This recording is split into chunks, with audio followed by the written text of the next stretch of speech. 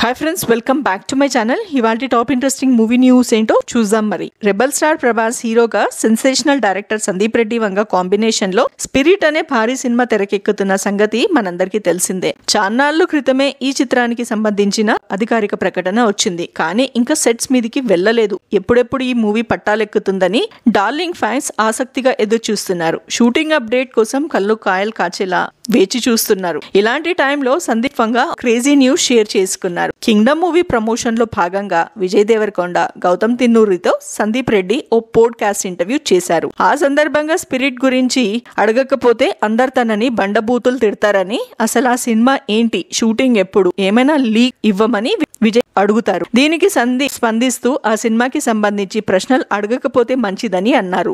లీకులు ఏమీ లేవంటూనే షూటింగ్ ఎప్పుడు స్టార్ట్ చేస్తారనే విషయాన్ని వెల్లడించారు.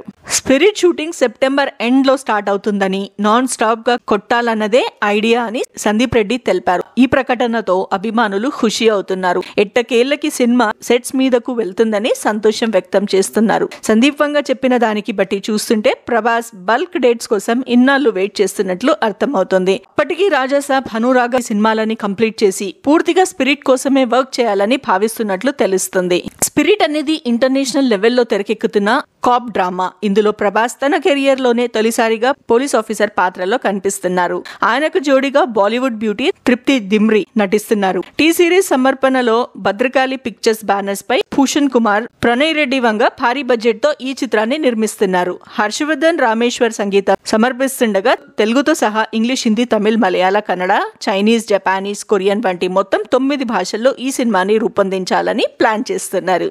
మరి ఇలాంటి ఇంట్రెస్టింగ్ న్యూస్ కోసం please subscribe to my channel.